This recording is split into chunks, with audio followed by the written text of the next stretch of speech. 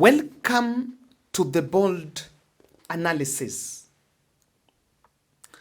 Musalia Mudavadi should be a man under siege and should tread very careful if this report about South Sudan trip is something to go by. Or rather, this report, if you ask me, is an eye-opener about how Musalia Mudavadi should actually be, how Musalia Mudavadi should take up things when assigned to do. Kindly subscribe to our channel, click the notification bell and like our videos. Thank you very much for supporting our podcast. Each and every day, we do this because of your support. And in fact, I want to say this, that when you subscribe, you'll be able to get hourly or moment notifications when we publish a video. And through that, you will not skip any of our videos. This evening, I received a message from a very good insider and subscriber in this channel about the botched Musalia Mudavadi trip to South Sudan. And I saw that, I received that tip-off about that information. Just moments later, this article was published. Mudavadi reveals the eager message that stopped him from going to South Sudan. So Musalia was supposed to travel to South Sudan on Monday, to fly to South Sudan on Monday. Now, speaking during the Open Government Partnership or GP Forum on Tuesday, Mudavadi explained that he was set to join a delegation heading to Juba to address the escalating conflict. There is a conflict in South Sudan between forces aligned to Riek Machar, to Salva Kiir, the president, and his vice president, Riek Machar. The tensions in Juba stem from those two forces loyal to Makir, Salva Kiir, and Riek Machar, and both of them are accusing both sides of violating the 2018 peace agreement. Peace agreements in Africa don't always work. They don't always work. Look for the case of DRC. I saw a photo of Chekedi and Kagame meeting one of the leaders in Qatar. Immediately, they ended that meeting, conflict escalated there. Now, even as we talk, even Burundi is crying that Rwanda wants to attack them, to attack their capital and plan a coup against them. These tensions, according to reports, these clashes between militia groups, ethnic divisions, political instability, and worsening humanitarian crisis, which has displaced 63,000 people and further deteriorated the region's humanitarian situation.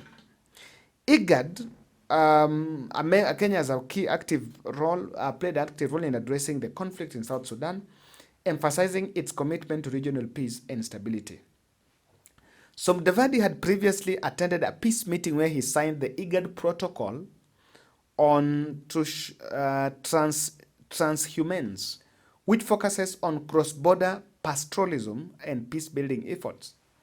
Mudavadi actively involved in discussions on regional security, emphasizing the importance of resolving conflicts in South Sudan and other neighboring countries. So what happened? Let me just get it here. Let me just read what was shared to me. It will be interesting to just look at it verbatim. I don't know whether I have it here. Mudavadi even prepared his team and was set to fly to Juba for that meeting. But he received a call that changed everything. So there's so many questions that emerges around this. I will just want to get what exactly was shared. Yes. Yeah, I cannot be able to get that screenshot, but let me just share with you what was shared. Mudavadi packed his stuff, everything, and got nod from the office of the president and all other relevant authorities that where he needed that approval. But on Sunday night, he received a call from an envoy working under IGAD based in Sudan that the violence is hitting boiling point and it is not advisable for him to fly to Sudan because of the South Sudan, because of the escalating tension, and he would actually not get a good reception. He'd actually not be able to navigate his way to the place where the meeting is supposed to take place. So there have been questions about how was Mudavadi cleared for such a high tension meeting without the intelligence of both the country, the South Sudan nation, of course, revealing to the Kenya about the situation. It had to take the IGAD to tell Musalia that don't go.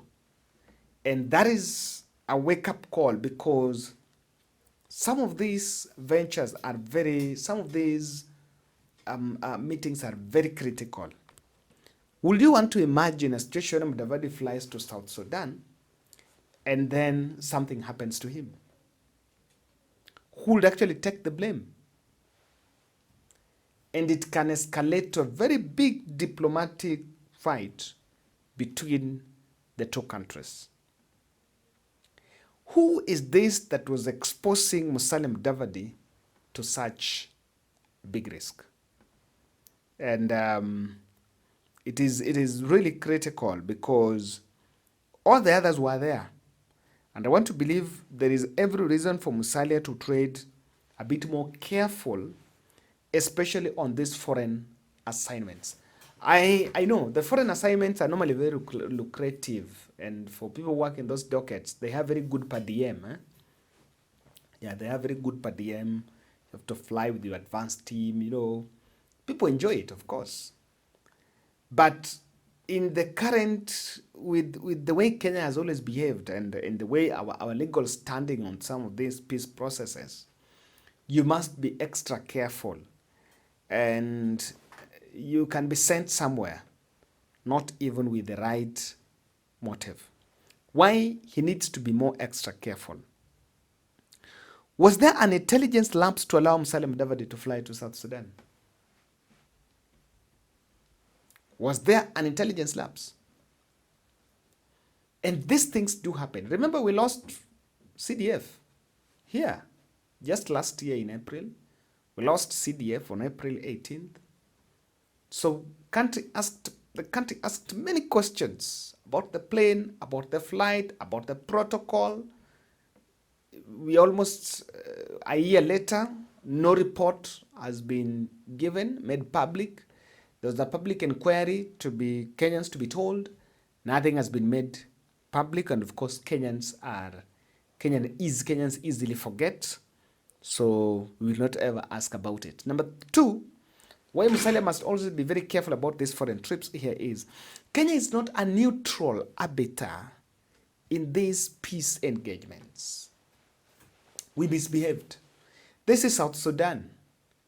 Sudan, we have issues. We gave them a platform here to form a parallel government. And the government back in Sudan did not feel good, retaliated by even banning our imports in their country.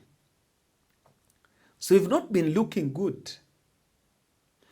Either the DRC, Rwanda one, President called a meeting. Tshisekedi could not attend because he believes that Kenya has some positive bias towards Rwanda, or that Kenya is favoring Rwanda. So he will not engage in a process where Kenya already has some priority. So because of that, when it is about peace and security mission, you must be extra careful.